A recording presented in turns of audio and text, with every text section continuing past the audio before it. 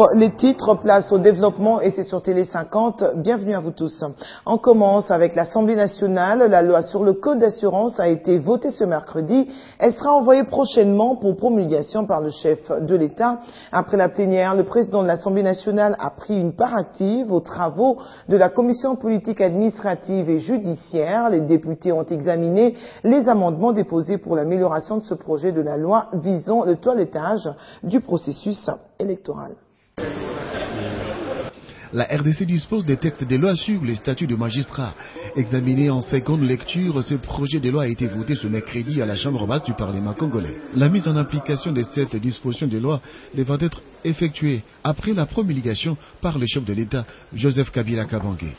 Après la plénière, le président de l'Assemblée nationale, Obemina Koundiala Ndjoko, a participé aux travaux de la commission PAG dans la salle de banquet pour prendre part à l'examen des amendements de la loi électorale. En toute liberté, les députés de la majorité comme de l'opposition ont pris part au débat général. Nous sommes un. Et en étant un, il peut y avoir des dissensions aujourd'hui pour que nous puissions les aplanir, pourquoi pas. À mon sens, nous avons à parler de la loi électorale. Je crois que vous êtes en train de suivre les débats. Mais jusque-là, il n'y a rien qui énerve. Aucune disposition de la Constitution ne pourra être énervée. Il n'y a pas de révision constitutionnelle ici. Il s'agit de la révision d'une loi, électorale. Dans la salle, nous avons les membres de l'opposition, les membres de la majorité, tous nous sommes là. Ce qui s'est passé dans la grande salle, c'est une chose, mais ici tout le monde est là. Le vote de cette loi devra donc permettre le toilettage du processus électoral pour éviter les imperfections constatées dans les passés. Et dans la matinée, le président de l'Assemblée nationale a reçu en audience les gouverneurs du Kasaï occidental, Alex Kandemou-Pampa, au centre de leur échange, la meilleure cohabitation qui doit caractériser les institutions provinciales. Je peux vous dire que tout va bien, il y avait quelques malentendus entre les deux institutions provinciales.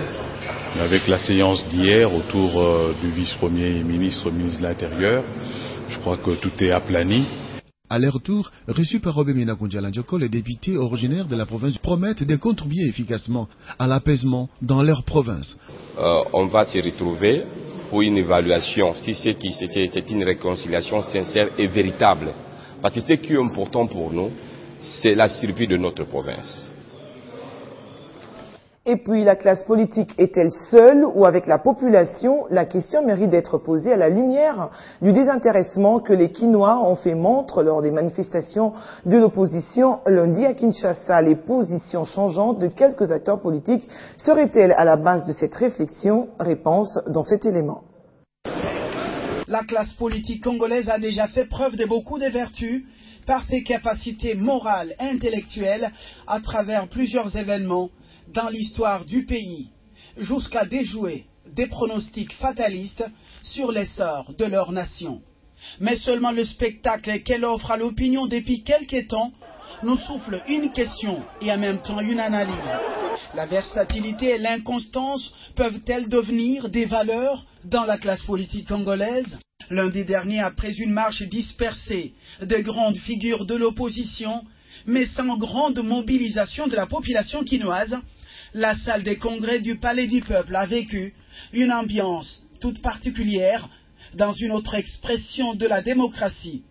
Les députés de l'opposition s'opposaient à l'examen du projet de loi électorale. Alors qu'elle avait décrié des imperfections lors des scrutins de 2011, l'opposition politique préfère aller aux élections de 2015 et 2016 sans corriger ces imperfections. Et pourtant, lors de son conclave tenu au mois de juillet 2013, l'opposition parlementaire avait préconisé le recensement de la population afin de déterminer entre autres le calcul du quotient électoral, pas en fonction du nombre des citoyens enrôlés, mais plutôt des cellules recensées. L'absence d'une opposition efficace dans tout système qui se veut démocratique n'est pas encouragée, mais le volte-face à répétition de certains acteurs politiques risque même de décourager la masse populaire. Mais au-delà de l'inconstance et la versatilité de quelques acteurs de l'opposition politique, la majorité peut s'inspirer du consensus, parfois recherché et obtenu par la Maison-Blanche et le Capitole, pour le bien de tous. Changeant de cap, une journée chargée ce mercredi pour le Premier ministre à la primature. Matata Ponyo a tour à tour échangé avec l'ambassadeur du Canada, celui de la Suède ainsi que de l'Italie. Avec Ginette Martin, il était question du climat des affaires, tandis qu'avec Massimiliano, il fallait faire le tour d'horizon de la situation économique de la RDC. Et enfin, avec Annika Ben-David, les deux personnalités ont échangé sur la prochaine candidature de la Suède au Conseil de sécurité. À la primature, c'est les ballets diplomatiques auxquels on assiste. Ici, le premier à franchir les seuils de l'hôtel du gouvernement, c'est cette dame. Ah oui. Elle vient du Canada. Elle est reçue par Matata Ponyo. C'est un grand plaisir de vous recevoir. Au menu de leur rencontre. C'était ma première rencontre avec le Premier ministre, donc d'une part j'ai voulu le féliciter pour les efforts qu'il mène avec son gouvernement, avec son cabinet pour renforcer les capacités, renforcer le climat d'investissement ici en RDC et renforcer la gouvernance. Tous des éléments très importants, surtout après une période aussi difficile qu'a connue la République démocratique du Congo. Le temps de se séparer avec la représentante du Canada en République démocratique du Congo, c'est la Suède qui s'invite. Ici, il est question de solliciter l'appui du pays de Joseph Kabila pour sa candidature au Conseil de sécurité des Nations Unies. Ça va faire 20 ans que la Suède n'a pas été représentée au sein du Conseil de sécurité, donc nous trouvons que c'est le temps pour la Suède d'y prendre part. Nous sommes un des contributeurs au système des Nations Unies les plus importants du monde. Massimiliano, lui aussi est arrivé à la primature et il compte sur l'amélioration du climat des affaires de manière réciproque. Tous ces ambassadeurs accrédités en République démocratique du Congo quittent les installations de la primature très confiants et s'attendent à des résultats escomptés. Et puis, lutte contre les violences basées sur le genre, le ministère du Genre, Famille et Enfants peut compter sur ses partenaires étrangers, dont les bailleurs de fonds. L'Union européenne, l'ONU Femmes et la MONUSCO viennent de réaffirmer leur soutien à ce portefeuille. C'était au cours d'un échange qu'elle a eu avec ces organisations.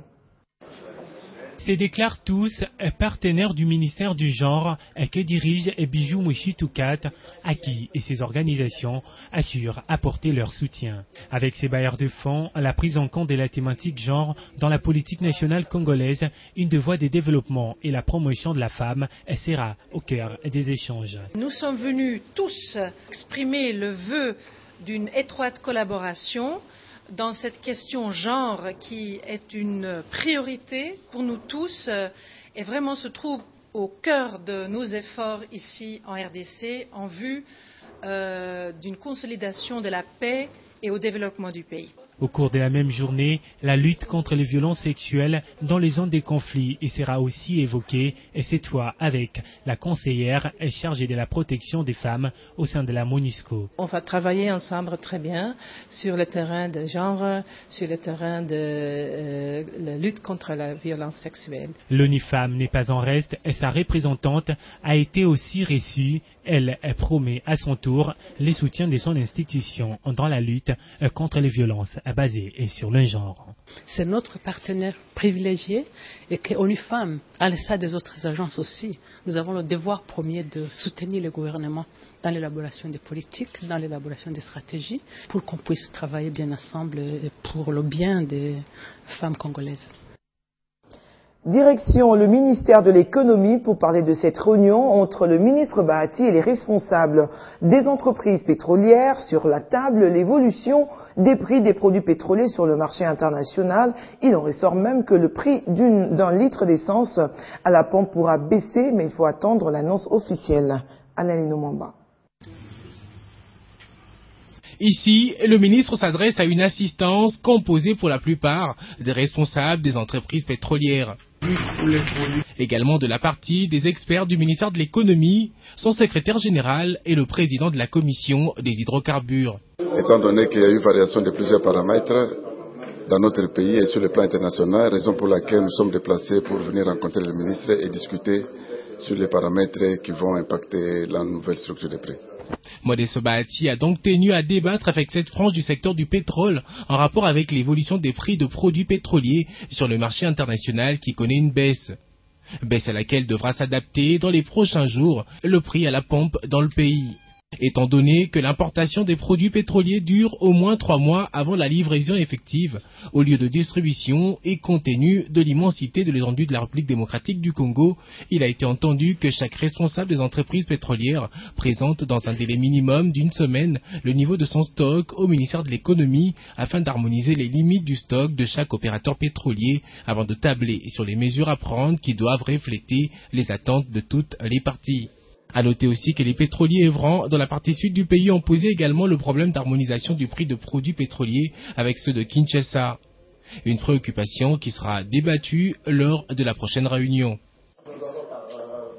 Et lorsque santé rime avec télécommunications, tenez, les opérateurs mobiles de la RDC se sont mis à 4 pour combattre l'épidémie d'Ebola. Airtel, Vodacom, Orange et Tigo viennent de se joindre à la campagne Afrique contre Ebola de l'Union africaine. Le but, collecter des fonds pour sauver des vies. Vous pouvez dès maintenant faire un don en envoyant par un SMS Stop Ebola au 79 79 ou au 797. Stop Ebola, venons en aide à nos frères et sœurs victimes ou rescapés du virus Ebola. Ce sont là sans doute les premiers mots d'un SMS que les millions d'abonnés de Vodacom, Airtel, Orange et Tigo ont dû recevoir aujourd'hui.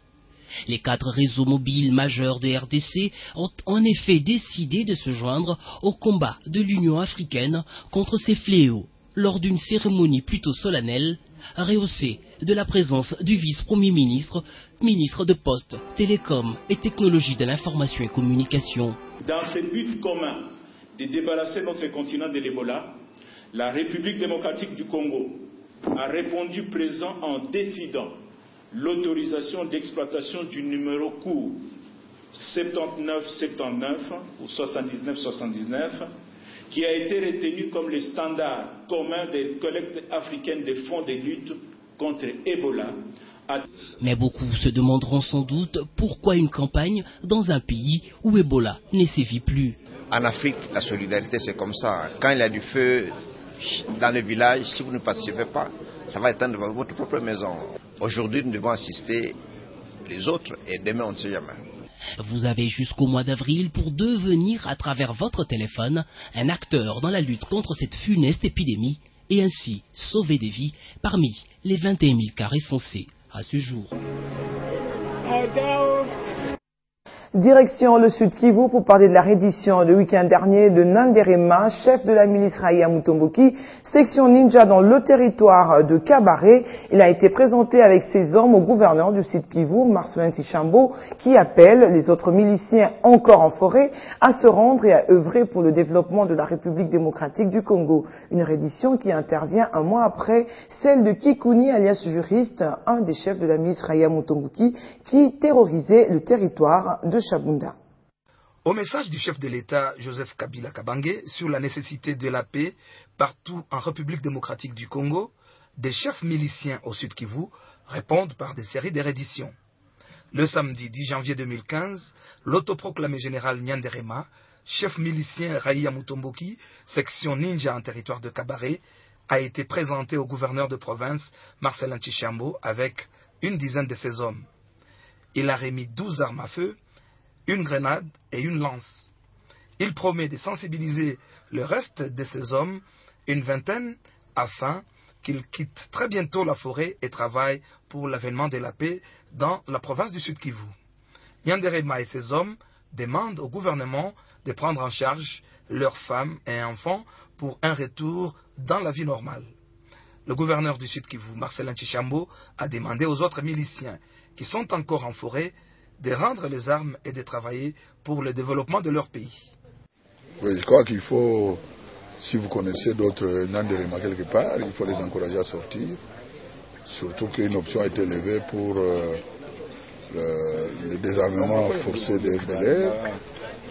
Vous savez, il y a sûrement eu parfois des contacts entre les FDLR. Il faut surtout qu'ils fassent passer le message qu'il faut couper tout lien avec les groupes armés étrangers, puisque la logique concernant ces deux groupes, les groupes armés étrangers et les groupes armés locaux, n'est pas la même. Mais par contre, si on reste complice d'un groupe armé étranger qui est appelé à être